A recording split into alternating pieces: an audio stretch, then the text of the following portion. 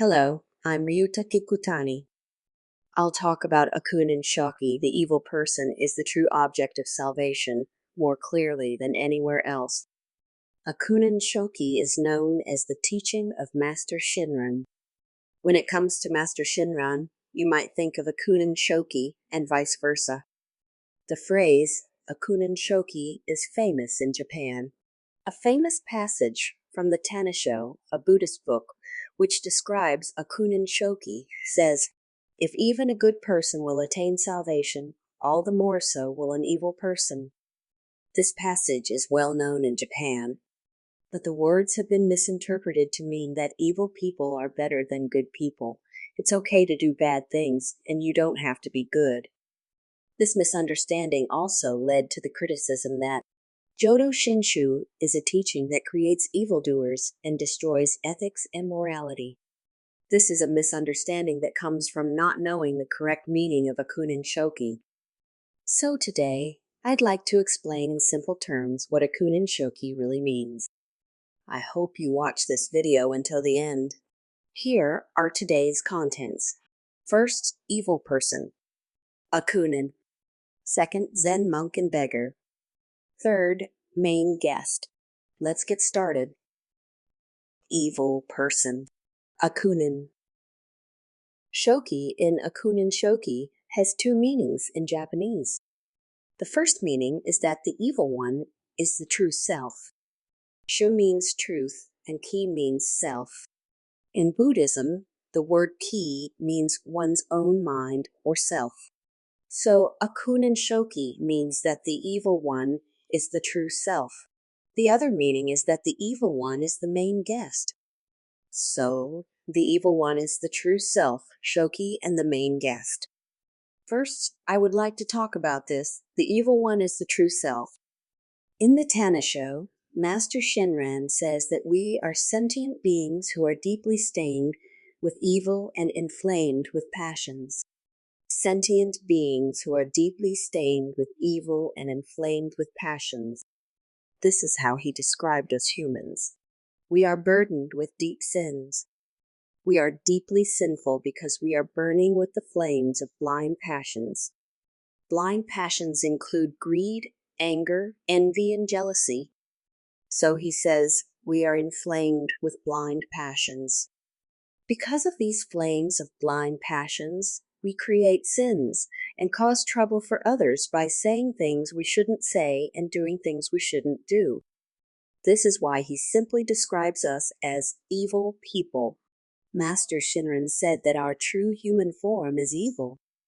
But sometimes we do good things too, like being kind to people, supporting and encouraging people.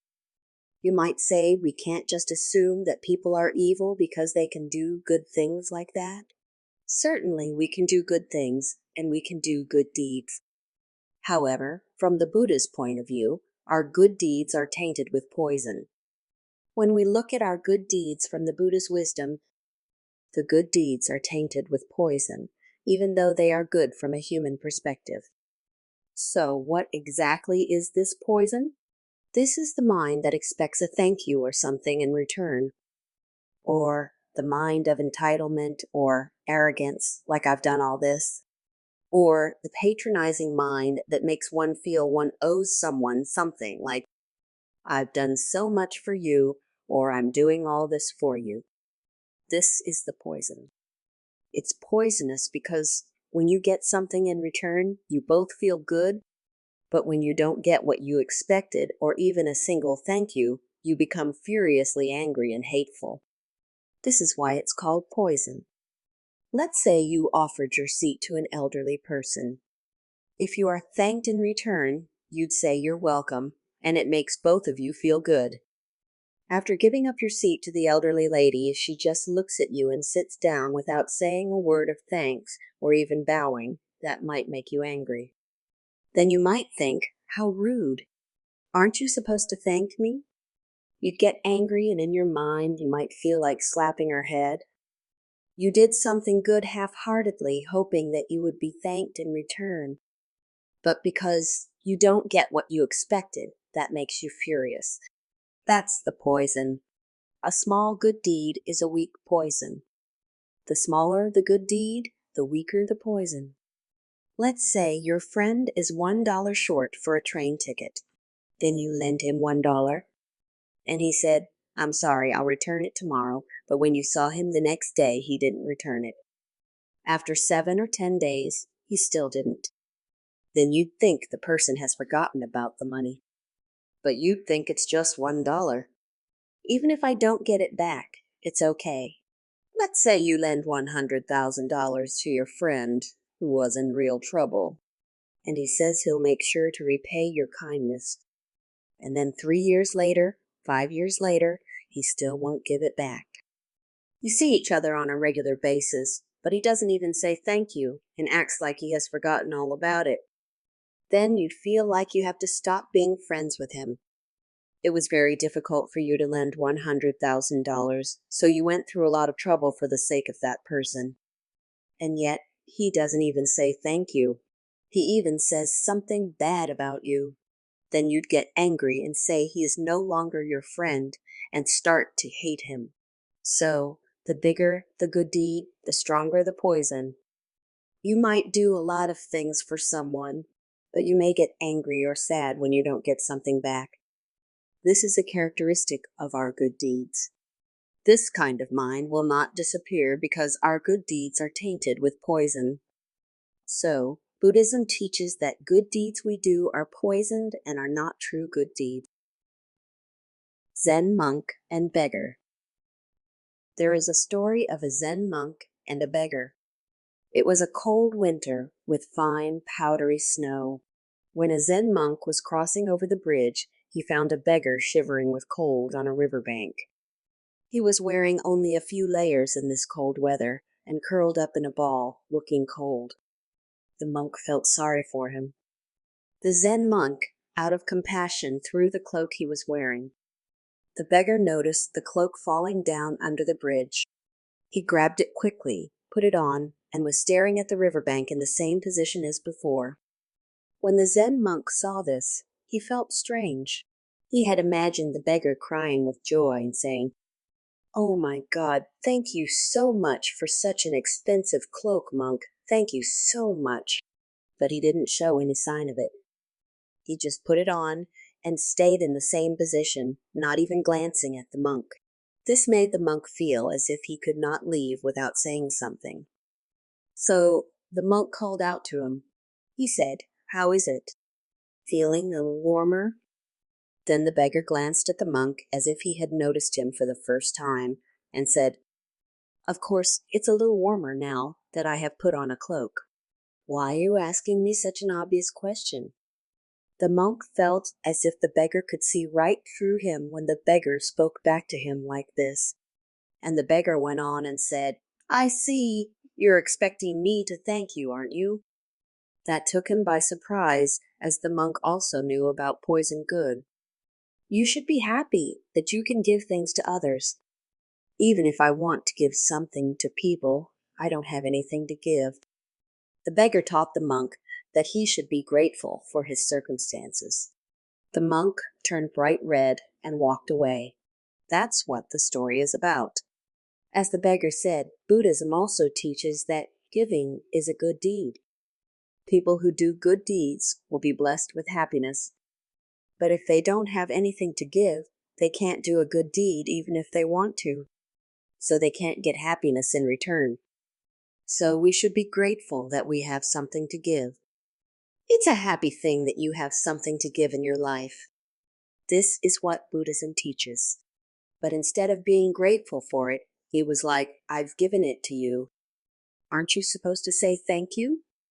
How is it? Feeling a little warmer? Just thank me." The monk felt ashamed when the beggar saw through his mind. When we do something good, we want to say things like, "How is it? Feeling a little warmer?" Just like this monk in this episode. If he's done a good thing out of compassion for the poor beggar, then he can leave once he knows he is warmer.